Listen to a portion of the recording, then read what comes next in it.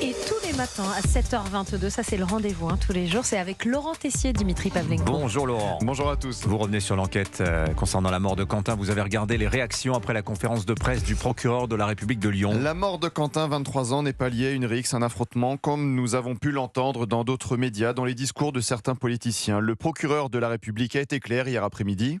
Il s'était pris à partie, violemment, par un groupe d'une vingtaine d'individus. Quentin Durand, qui était alors jeté au sol, puis frappé à de très nombreuses reprises par plusieurs individus, au moins 6. Une enquête criminelle, des chefs d'homicide volontaire. Et où sont tous ces élus de gauche depuis la conférence de presse du procureur hier après-midi? Olivier Faure, le patron des socialistes, n'a écrit qu'un seul message pour Quentin. C'était samedi sur le réseau social X à l'annonce de la mort. Message d'ailleurs publié seulement hier soir sur son compte Facebook. Pas un mot, évidemment, dans ces 5 petites lignes sur l'extrême gauche qui tue. Pour la mort d'Alex Préti à Minneapolis aux États-Unis, Olivier Faure avait publié, repartagé 5 réactions.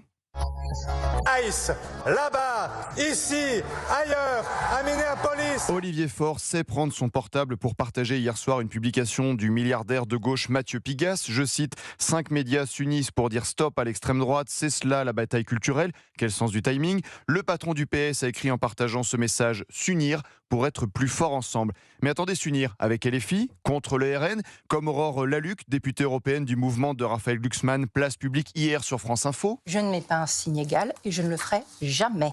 Je voterai face au Rassemblement national pour une chèvre, n'importe qui. Je m'en fous. Où est François Hollande? Une seule publication dimanche matin. Rien depuis, pas un mot sur l'extrême gauche. Où est la responsable des écologistes Marine Tondelier? Un seul petit message vendredi soir quand Quentin était entre la vie et la mort. Rien depuis, pas un mot sur l'extrême gauche. Pour Minneapolis et Donald Trump, elle avait publié un long message de 26 lignes. Un appel à manifester à Paris, dans toute la France. Une tribune dans le HuffPost. Aucune réaction aussi aux propos de la députée LFI Mathilde Panot qui s'en est pris hier sur LCP au collectif féministe Némésis. Nous demandons à ce que Némésis soit tenu en dehors de nos conférences, en dehors de nos meetings, en dehors de nos manifestations.